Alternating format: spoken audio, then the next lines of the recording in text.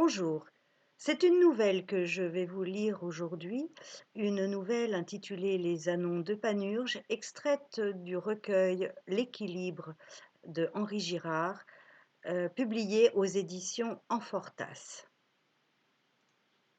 Les Ânons de Panurge. Quelques semaines après mon arrivée dans la grande section de maternelle, mon institutrice réalisa enfin qu'elle tenait en moi un spécimen rare. Il faut dire qu'après une assez brève période d'observation, je ne ménageais pas mes efforts.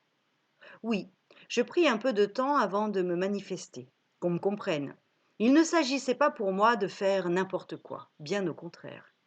La pire des attitudes eût été de me fondre dans la masse de ces bambins, par là même dans l'anonymat, en copiant leur peu subtil comportement.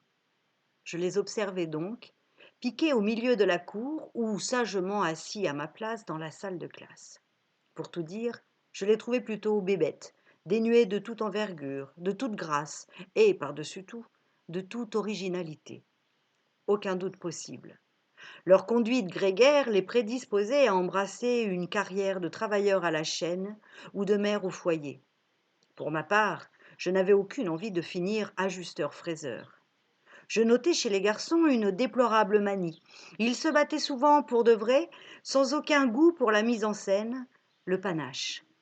Le plus entouré se trouvait être le plus costaud, celui qui disposait de la plus belle allonge, du plus percutant tupercute, qui fichait la trouille à ceux qui, de plus en plus nombreux, se retrouvaient derrière lui et non plus en face. Le plus lâche des aéropages se prosternait donc devant la force brute à laquelle rarement s'associait un embryon de finesse ou d'intelligence. La problématique était simplissime, du pur marketing. Comment ravir des parts de marché à ces gaillards, leur piquer leur audience, faire chuter leur audimat au profit du mien? La réponse, je la trouvais en innovant. Dans ce monde de bruit, de cris, de courses, de nions, dans cette volière où 1000 oiseaux jacassaient sans cesse, dans ce zoo où 1000 babouins couinaient en gesticulant, je choisis dans un premier temps de faire la planche verticale poissonnière.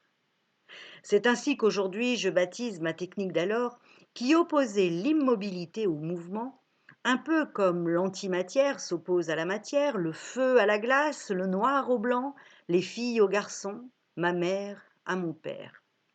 Je me montrais créatif.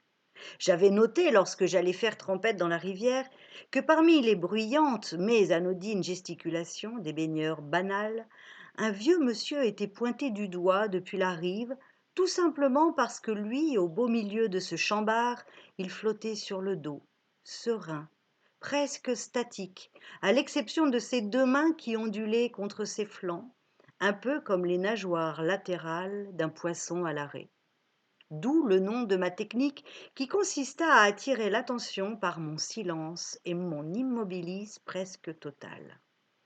Je fis donc la planche verticale poissonnière. Dans la cour de l'école, à l'écart des autres, je me piquais raide pendant toutes les récréations avec l'air béat d'un poisson satisfait, les bras le long du corps, au bout desquels mes mains ondoyaient. Pour compléter la figure, j'ouvrais et fermais la bouche, les yeux clos. J'exécutais une variante horizontale pendant les siestes, en l'occurrence allongée, mais les mains et la bouche toujours en mouvement. Mon manège finit par intriguer. On m'observa, on s'approcha précautionneusement de moi, en me poussant du coude. On se moqua. En dépit des sarcasmes dont je fus l'objet, je continuai, vaille que vaille, m'entêter dans ma presque immobilité. À force de me reluquer, et probablement d'imaginer que mon air extatique devait dissimuler une accession au nirvana, on m'imita. Au bout de quelques jours, nous étions tout à un banc à faire la planche verticale poissonnière, au grand étonnement des institutrices et des quelques rares récalcitrants qui frétillaient encore. Je pris alors une nouvelle pose. Cette fois-ci rampante, je fis l'anaconda. La cour fut bientôt remplie de reptiles fort poussiéreux ou boueux, selon la météo, à force de se tortiller par terre. Leur succédèrent un troupeau d'éléphants, une meute de loups, un vol de colverts, un essaim d'abeilles, un essaim d'huîtres. Madame Noirot, la directrice, s'inquiéta de ce que son école se transformait en animalerie. Je fus dénoncé par Marius, un de ces cogneurs qui n'avaient plus sur qui taper. Le pauvre était grand, fort et bête. Il ne comprit donc pas pourquoi je ne lui tins pas rigueur de sa lâcheté qui me permettait d'accéder enfin à la notoriété. Il n'en se remettrait jamais, errant comme une âme en peine, ses poings devenus inutiles dans le fond de ses poches. Il fit une dépression nerveuse, ni plus ni moins. Une déprime de lion miteux, la crinière raplapla, la queue entre les pattes, victime d'une extinction de rugissement, et dont les zèbres ou les antilopes désormais se gaussaient. Le roi perdit bel et bien son trône. Madame Noiraud, décidément contrariée par mon comportement et par l'ascendant que je prenais sur mes congénères, et sans doute ainsi sur sa propre autorité, me mit au piquet, dans un coin de la cour de récréation, un bonnet d'âne sur la tête. 5 minutes plus tard, un troupeau d'ânons solidaires ne cessait de braire à l'unisson derrière mon dos.